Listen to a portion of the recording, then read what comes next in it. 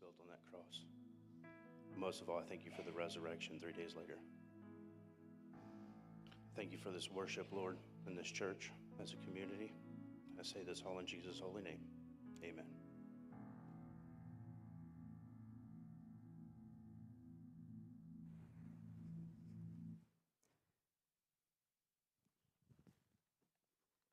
Good morning, church.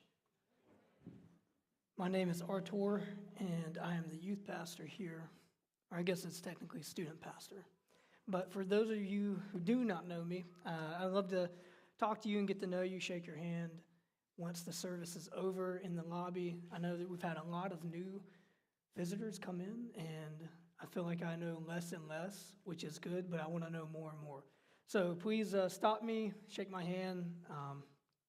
I'd love to talk to you, maybe go get lunch or dinner soon, because it is all about community, and that is what we're here for this morning. So this morning you see, some younger people doing some things with communion, the opening of the service. I'm up here preaching. It's not Matt. And so if you are first time, please come back next week, and you'll be able to hear Matt, who is our pastor. He's getting to relax, which is good for him. He needs to go out and spend some time with his family and relax. So I was given the opportunity to preach this morning, which I'm excited for. I always tell people this is not my favorite part of the job.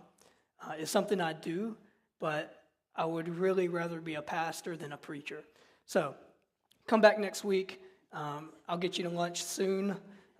So go ahead and start figuring out where you want to go. But in all seriousness, I wanted to give you a little bit of insight about me, my past, my testimony, my call to ministry, so you can see behind the curtain of what it looks like in student ministry. Because unless you're a student, someone that serves like John in the student ministry, and we have several of them in here today, unless you are in the student ministry or serving, you don't really know what's going on in the student ministry. And Matt was gracious enough to give me the platform to be able to share that, and I'm excited to, because the next generation is important, but also they're this generation. So it's not when they grow up, it's when they are now. Same for the kids ministry, student ministry. They are here now. They're the Christians of today and tomorrow. But when I was in 8th grade, I got a call into ministry, and it's the worst night of my life, because I realized that my life was not my own anymore, and I had to do what God said. I guess it never really was my life to begin with, but I at least thought it was. And so I got the call into ministry, and I was crying, I was upset, I was excited, all these things. But it took until the next year, so 9th grade, freshman year in high school. I was on the wrestling team, and team captain, his name is Asa. So he's a senior team captain, he was a leader. But he wasn't just a leader on the wrestling team, he was a leader in life and in the church. Every single Wednesday, the team knew there was like a standing invitation to go with him to church that Wednesday night for youth. I gave enough excuses, but finally those excuses ran out as to why I couldn't go that Wednesday night. So towards the end of the season, I finally told my parents, hey, Asa keeps asking me to come to church with him. All these other guys go, like, we should go. I want to experience this church. I'm calling to ministry. Maybe I should go to church. And so I did, and I walk in. Now, the youth ministry, their student ministry, 300 kids easily, right?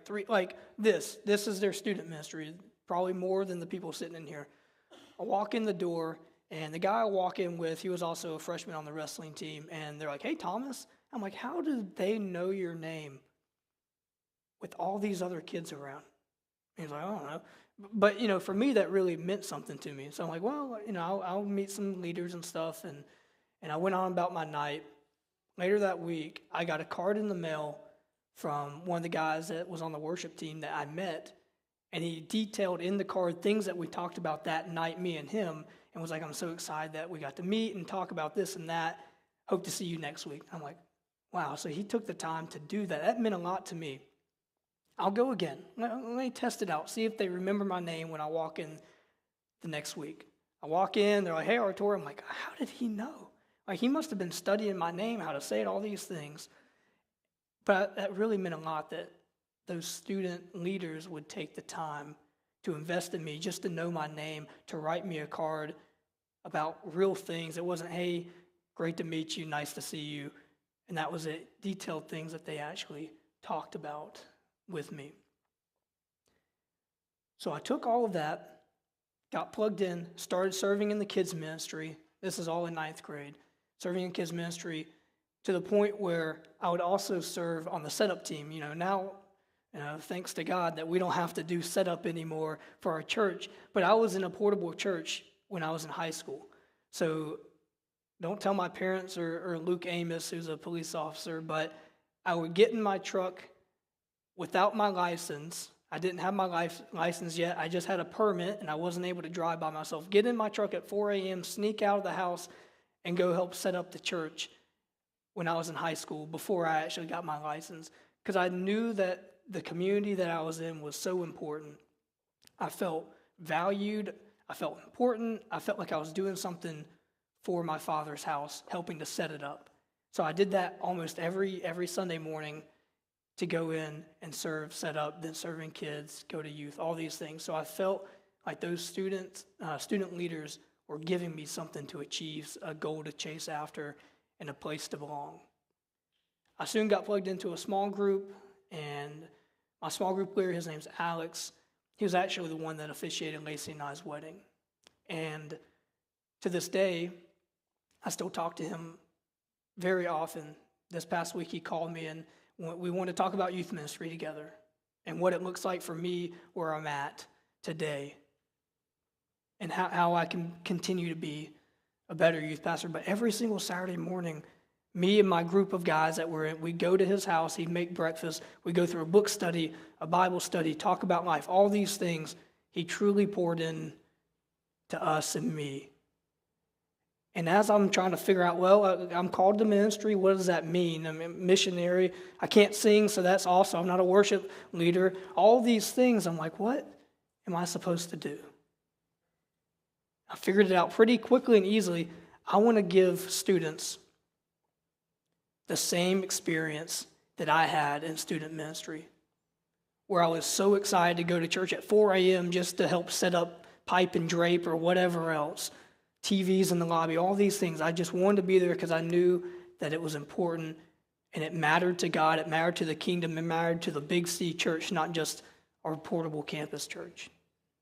So with that, I feel like it gives you an opportunity to see why I'm in this, why I'm in it for these students, why I want to help build them up, bring them into the church where they can feel loved, feel belonging. And as I was thinking today, how do I talk about youth ministry in the sermon? The whole point of this is to highlight the student ministry, let you see behind the curtain, but what can we get out of it?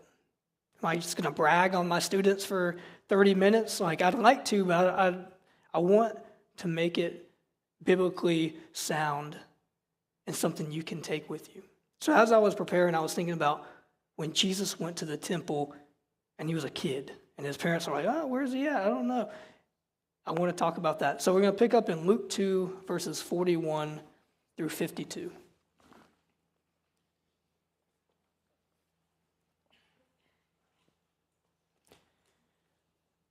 Now his parents went to Jerusalem every year at the feast of Passover.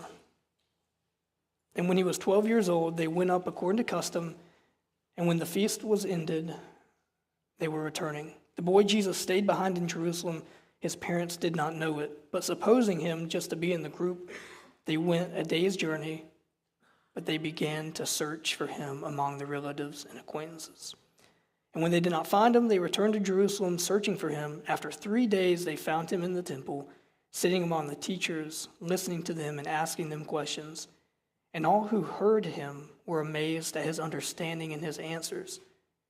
When the parents saw him, they were astonished. And his mother said to him, Son, why have you treated us so? Behold, your father and I have been searching for you in great distress. And he said to them, I think this is hilarious. I love when Jesus speaks because it's just kind of funny sometimes. Why were you looking for me? Did you not know that I must be in my Father's house?" And they did not understand the saying that he spoke to them. And he went down with them and came to Nazareth and was submissive to them. And his mother treasured up all these things in her heart. And Jesus increased in wisdom and in stature and in favor with God and man. I love that he's like, did you not know? It's almost like a rhetorical question. Like, did you not know I was supposed to be here? Did you not know, where I'm Jesus? You know I'm going to be in the temple in my Father's house. But Jesus knew exactly where he needed to be. Jesus was showing us what it meant to be in church. It's not a place to come in and sing a few songs and feel good and listen to a sermon and walk out unchanged. It's a place to be in our Father's house. It's a place to be in community. It's a place to be with fellow believers. It's much more than just coming and sitting down and leaving. And Jesus showed us that. And at this time, he was only 12 years old, so that's basically the same age as many of our students that come in their 7th grade year. So as I'm envisioning this and reading this, I'm like, I see this all the time. I see that exact same picture in our students. I've had students show up, this is not a lie, they get dropped off on Sunday morning and their parents sit in the car while they come into church. I've seen them have to figure out how to get rides to church because their parents don't want to take them or they're too busy. I've seen kids show up on Sunday mornings alone without any family, without any friends, just because this is where they feel loved and belonging. They come in and experience this community, and it's just like Jesus in the church. They have to be in their Father's house. One of the students told me, he's a 10th grader now, he said, trying to explain why I want to go to church to my parents is very difficult because they just don't understand. It's not something fun. It's not something where I'm just hanging out. This is where I'm going to be with my Heavenly Father. And that's what Jesus said. He's like, did you not know I had to be in my Father's house? And Mary's like, I don't really understand what you're saying. I feel like that's what some of these parents feel when their students are coming into church and they just don't get it. And through this, I've learned a few things I want to share and pass on to you. First, he listened. Here's the King of Kings and the Lord of Lords sitting down. I'm envisioning him crisscross applesauce, listening to his small group leader or his pastor or his youth pastor or whatever, sitting there listening and soaking it all in. It'd be easy for him just not to go. Or as soon as it's done, he leaves and he moves on about his day. But he wanted to sit in the presence with those that loved him. Just as me and my small group did. We went into our small group leader's house and would sit there and listen to him talk to us, tell us things, teach us things, because we knew he had our best interests out for us. He loved us so much, and he still does. That was Jesus. So if he's showing us that he can listen, which is crazy, like Jesus, he's the best person of all time. What does he need to listen to? But he's showing us.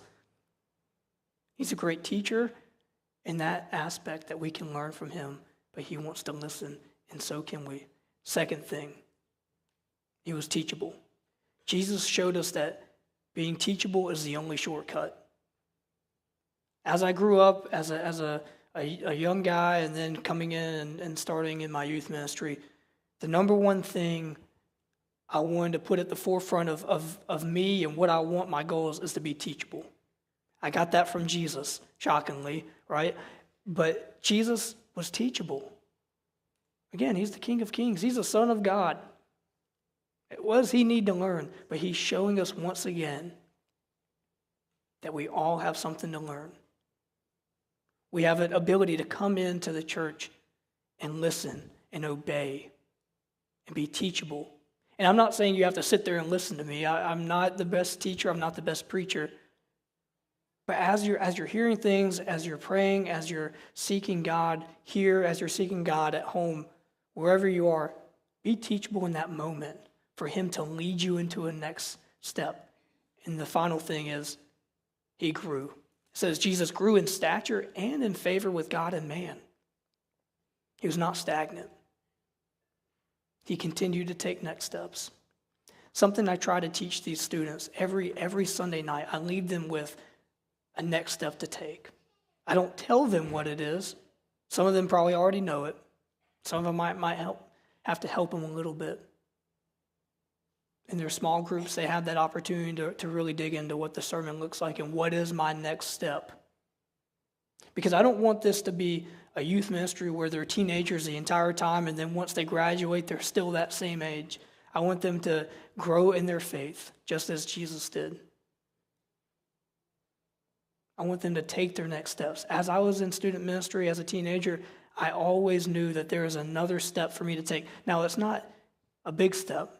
It might be a small step. But all of us have a next step. It might be a tippy-toe step, but it's the next step. And I want to share that with you because if our students are doing it, we can do it too. It's our turn as the church to take a page from them and take that next step. And for today, I can't have all of my students come on stage and talk about the student ministry and how they've experienced God through it. Talk about all their experiences. But we did put together a little video where they've talked about their experience in youth ministry, what it means for them to be in community, what it means for them to feel loved and accepted in a church that is their Father's house. So look at the screen.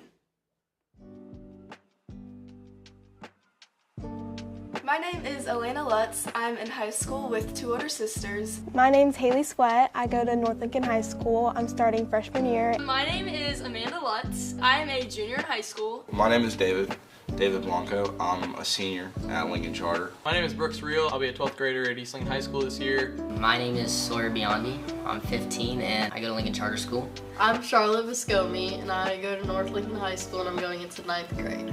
I'm Olivia Phillips. I go to North Lincoln High School also, and I'm also in the 9th grade.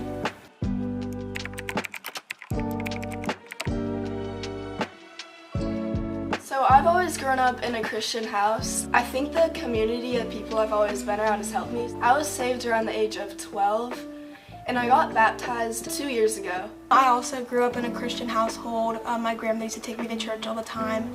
I was saved when I was around 9 years old. I had tried praying every night and I just kind of wanted to be saved, because I'd always learned about that growing up in church.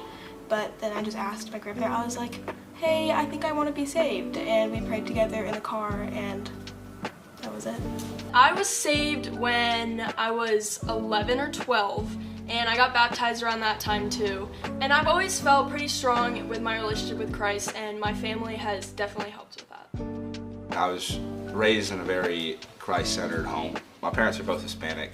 Culturally, it was very different than a lot of my friends and the people I would see. But at the same time, some of the people that I could tell were in a Christian household. Just with the cultural difference and with that, it made such a difference in how they acted and how I acted. It's helped me build the basis of becoming a man. It really has. And it's helped me a lot to grow because after freshman year, when I truly gave my life and dedicated my life to him, I went back to what my parents have always said, and I go back and I look at it and I'm like, wow, all of this that I disregarded and I didn't really listen to, it means so much. I see the Lord in everything I do more and more every day that goes by. So I've grown up in a Christ-centered home, went to South Lake Christian Academy, kindergarten through 8th grade. Friends got into some bad stuff, and so I made the decision to move to a local public school and starting freshman year. I've kept that light inside of me for most of my life, but never really known what it truly means. I'd say it was summer before 10th grade.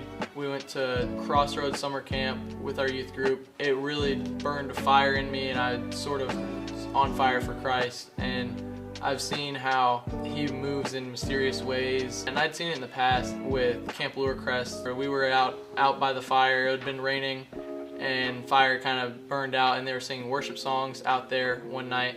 They were like, well, we can't get the fire back to start, and then they sang Set a Fire, not sure who it's by, but they sang that song. Little sparks flew at the bottom of the campfire, and then they started a fire, and then all to that song, and that was the first thing where I was like, man, he's really real. He literally set a fire. My journey is sort of ebbed and flowed as everyone's does, but I've tried to stay as close as possible, and then all he truly wants is a relationship with you. Even though he knows everything, he still wants that personal connection with you. I was saved in 2021 in Michigan at a camp called Lake Ann. My best friend Rocky invited me to Lake Ann when I was 11. I had a really good week, and I got saved with my camp counselor named Travis, and it was such a great day. And I remember just feeling so happy about the entire day because I knew I was saved. My walk really started last summer when I lost my grandpa to a heart attack. And I remember praying about that and finding peace, knowing that he's in a better place. And I remember getting baptized in August after that funeral in July. I found peace in relying on God in those situations where I might have been doubting based on how I was performing in different areas of my life. Well, I was baptized a couple weeks ago, so I've gotten a lot closer and my faith has grown a lot. But I also catch myself sometimes in the day, like falling from that, sitting and like losing myself. I just give myself time. I'll read the Bible, I'll pray, and like gather myself, just get closer to God in the moment. I was actually saved when we moved down here from New York. We were going to this church, and I actually went to a Christian school, and my teacher was just really helping me with my faith walk, so I got baptized. But I feel like I kind of pulled away from it. Everyone in my family was already baptized, and I just thought like there was a rush to get baptized, being the only one. I feel like I didn't really mean it in 5th grade. I've been considering being baptized again.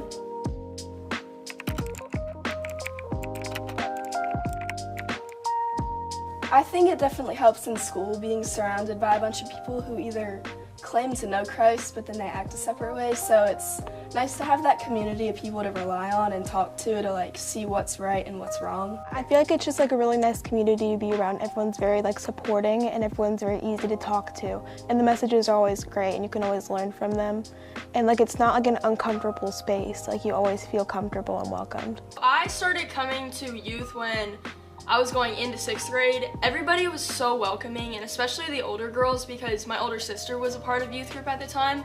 It was kind of like just a safe place. As I've just grown up in the youth, I've developed a lot of closer friendships, and there's been a lot of mentors I've developed from that, like with my small group leaders. And recently, the small group that I was in, we all just got really, really close, and that just allowed me to grow in Christian friendships.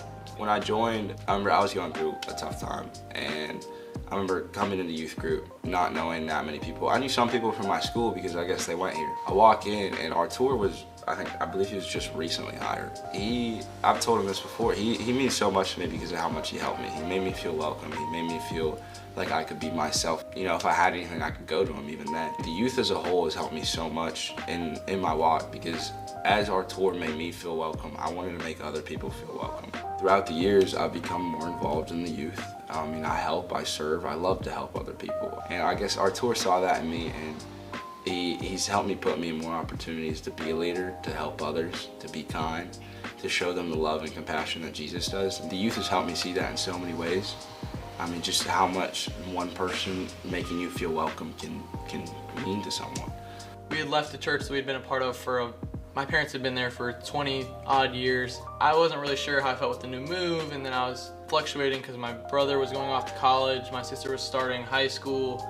It was just a really busy time in our lives. Me entering 6th grade, I was like, let's give this youth group a shot. I came, it was with a different youth pastor, had a great connection, and then things fell out and he's no longer working here, and so I was sort of like, I'm gonna take a break. Met another youth pastor and went to Lake Forest Youth Group for a little bit. He ended up leaving on his own terms, and I was like, well, let's go and give Artur and the Church Denver Youth Group another shot. And I met Artur, I was like, man, this guy's pretty cool. I've really enjoyed it ever since, but it's interesting, a long road through that, but I definitely say I've had a great time here when I've been engaged and involved.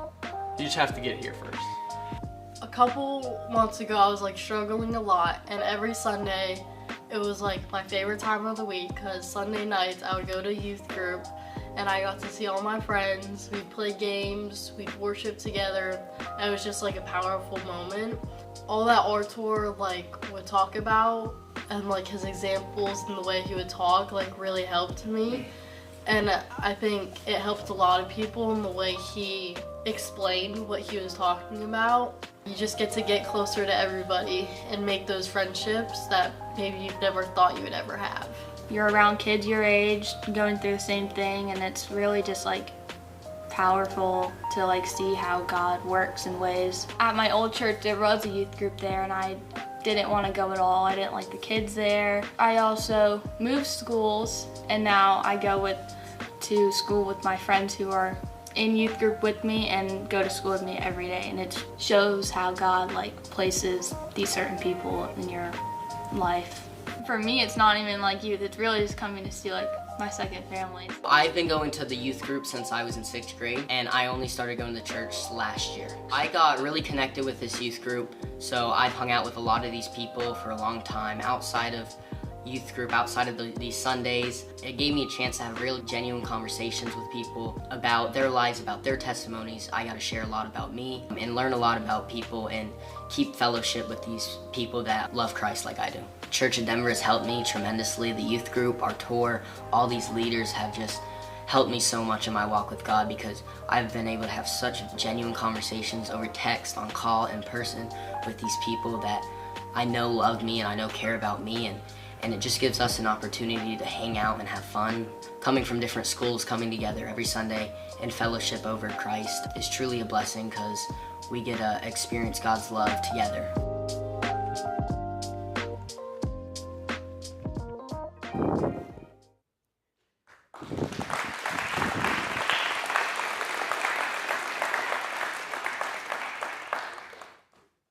So disregard anything that was good said about me up there, please. No, it was great to see that, and people came together to help create that video. It wasn't just on a phone, so it was really cool that people in the church wanted to make that a reality so that y'all could see it. But what you didn't see was all the hard work they put in without any fanfare. When the playground was put in, we needed mulch, and we needed it spread right before VBS so the kids could have a place to play, so the students went out there and did it. All the lobby furniture was put together by the students. A baby changing station got ordered this week and brought in, and one of our students put it together. From serving in Sunday morning with the kids, serving 5 days or 5 nights at VBS, they're putting in a lot of work that not many people get to see. And it's awesome that they want to serve, and they're excited about serving, and they want to glorify their Heavenly Father in their Father's home. So with all that to say, there's a lot of families that have been brought in because of their students experiencing the love of Christ, experiencing community. And next week we're going to 2 services. And it's not about putting butts in chairs or warm bodies in the room. It's truly about families in our community being able to experience God's love, just as these students have. There are families in this room right now sitting only because their students came to youth, and their students loved it so much, got to experience the gospel here, that they wanted their family to come do it. We should take that charge to walk out these doors, and you're going to see 3 words that says, make Christ known. These students have done it. They've grown the student ministry. I haven't done anything. Students have grown the student ministry, which has in turn grown the church. And we can do the same thing. So at the end, as you walk out, take a look at those 3 words, and students will be in the lobby with the little business cards that have the new service times on it. So it's a tangible way that if you see a coworker, even a family member, a friend, whoever that you feel like has been laid on your heart from God, that you need to talk to them about inviting them to church, not to fill a seat, not to get someone else here, but because they need to experience Jesus. Take one of those and go out and be unapologetic. Just do it. All you got to do is just do it. Sometimes it's the difficult thing, but it works out in the end. So I'll pray, and as we pray, if there's a student on your mind, there's a school in mind, family in mind. School just started back a few weeks ago, and there's teachers and students and all these things that are coming back together, and there's a lot of struggles in our local schools. So be praying for them as I pray. God, thank you for this church and this building and the people that fill the church. Thank you that we have an opportunity to go make you known. Don't let it just stay here. Don't let it just stay in these four walls. We have something to go do. We have people here in our community. We have students here in the community, the family in this community that are aching for someone to reach out. Give us that opportunity to go